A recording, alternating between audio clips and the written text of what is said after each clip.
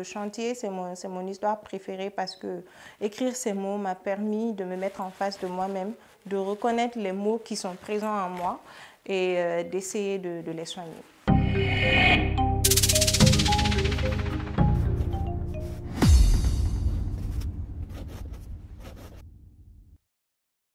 Sur kunafoni.com, vous nous suivez. Bonjour à toutes et à tous et bienvenue dans votre toute nouvelle émission, Les Lettres féminines. Une émission qui vise à mettre la lumière sur les écrivaines en particulier et les œuvres littéraires sur les femmes de façon générale. Alors, c'est assez impressionnant. Celle que nous avons aujourd'hui est une scientifique, mais elle écrit une œuvre littéraire assez particulière. Elle, c'est Oumaté, de son vrai nom Oumou Khadija Tera, d'origine et de nationalité malienne, avec une formation en microbiologie biochimie. Elle est l'auteure de Mélancolie, un recueil de 10 nouvelles publiées chez Figura Éditions. Mais tout d'abord, c'est quoi une nouvelle? Pour plus d'éclaircissements sur ce genre littéraire, écoutons notre écrivaine. On va dire que c'est une courte histoire en fait. Ça raconte juste... comment dire, c'est comme un petit conte, ça peut être vu comme un petit conte, mais c'est vraiment une petite histoire. C'est relatif à une partie d'une vie, d'une personne. Ça peut être quelque chose qui s'est passé, ça peut être un fait divers, ça peut être quelque chose d'imaginaire, mais ça ne dure pas, c'est pas très très long, c'est juste quelques pages. J'ai commencé ça assez tôt. Mais ce n'était pas vraiment de l'écriture, c'était plus sous forme de dessin animé. Je faisais des bandes dessinées, je racontais des histoires, ou alors je reprenais d'autres histoires et je les racontais sous mon point de vue. Et après, je lisais beaucoup, je lisais vraiment beaucoup. Donc, je me suis retrouvée à imaginer les histoires et à vouloir les mettre sur papier. Ça a commencé lorsque j'étais au Maroc.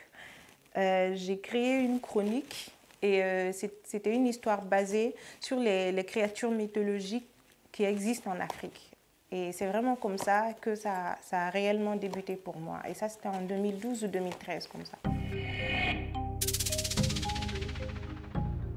Il y avait plus d'émotions négatives que positives, à défaut de trouver un autre terme. Et il y a beaucoup de souffrance dedans, mais il y a également beaucoup de réalisation de soi. Et lorsqu'il s'agit de grandir, évidemment, on passe par la souffrance. Et c'est de là d'où le titre est venu, Mélancolie. Certaines histoires se sont passées à des moments précis de ma vie où j'avais besoin d'écrire, où j'avais vraiment besoin de comprendre ce qui m'arrivait. Et c'est comme ça que ces histoires ont vu le jour. Par contre, certaines autres sont vraiment sorties de mon imaginaire. J'ai réfléchi, j'ai inventé et puis j'ai mis ça sur papier. Je n'ai pas de moment précis pour écrire parce que l'inspiration me vient, mais vraiment de façon hasardeuse et ce n'est pas du tout calculé. J'écris au moment où l'inspiration me vient, mais parfois l'inspiration est forte lorsqu'on traverse quelque chose de fort en fait, quelque chose qui nous met en face de nous-mêmes, quelque chose qui est puissant, qui nous fait réfléchir et à ce moment-là, en général, l'inspiration est très très forte. Mais de là à consacrer, disons, peut-être un moment précis pour écrire, c'est pas tellement le cas. C'est vraiment sporadique. Ça dépend. Lorsque je suis inspirée, je peux écrire pendant des heures et des heures. Et lorsque je ne suis pas inspirée, je peux écrire 2-3 lignes et puis je ferme et puis je m'en vais. Je ne force pas. Parce que lorsque ça ne vient pas, ça ne vient pas. Mais quand ça doit venir, ça viendra. Donc je fais au gré de mon cerveau, on va dire. Quand mon cerveau il se dit « oui, allons-y, écrivons », ben là j'écris, sinon je ne force pas. Ça dépend. Lorsque l'histoire est inspirée de mon propre vécu, je peux savoir un peu la direction que j'ai envie de prendre, la leçon que j'ai envie de faire sortir, l'image que j'ai envie de montrer. Par contre, lorsque c'est une histoire que j'invente, qui vient qui est fantaisiste, on va dire, en général, j'improvise au fur et à mesure que j'écris, de sorte à ce que la conclusion concorde avec le début, en fait.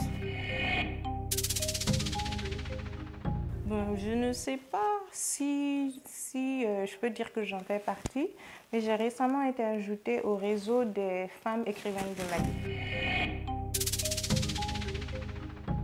Actuellement, non. Je n'ai pas un autre métier et ce serait bien si je pouvais en avoir d'ailleurs parce que je suis en train de le chercher. Mais actuellement, non. J'ai plutôt un diplôme en microbiologie et biochimie. Je préfère la science jusqu'à présent, mais j'ai envie de faire de donner une autre direction à ma vie et en dehors de l'écriture, j'ai envie de travailler dans la diplomatie. Pas vraiment quelque chose de difficile parce que en réalité, on ne quitte pas. On reste toujours dans le domaine. L'écriture, c'était une passion que je nourrissais depuis que j'étais plus jeune. Donc, je le faisais en parallèle de mes études. Je n'ai pas vraiment eu à quitter une discipline pour aller vers une autre.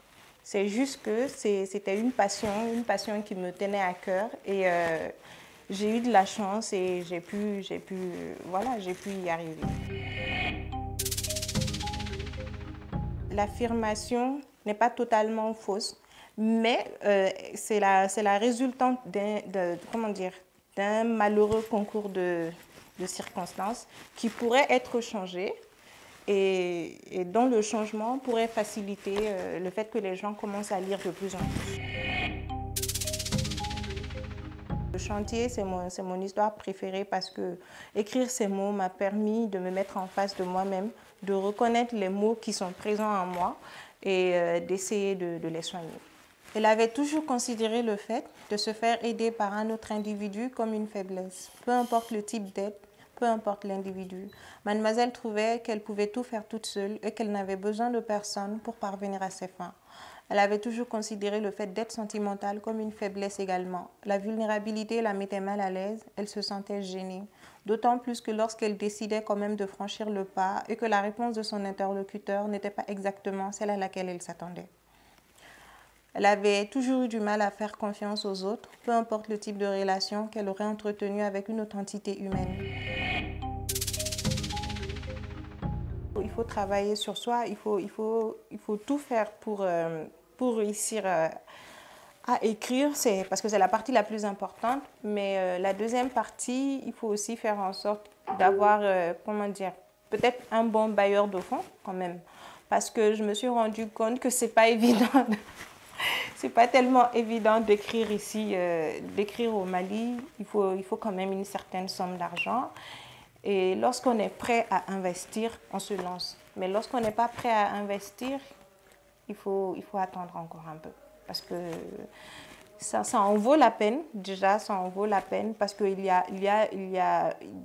le retour sur investissement qui est là. L'argent que tu dépenses pour publier le livre, en général, tu l'obtiens dans la vente du livre, normalement. Mais il faut d'abord savoir ce que l'on veut faire et chercher les opportunités et faire en sorte que ça puisse marcher. Voilà, nous avons beaucoup appris sur notre écrivaine et son œuvre Mélancolie. Une œuvre qui, selon l'auteur, démontre que la vie n'est en réalité que ce que nous en faisons, car nos choix déterminent notre trajectoire.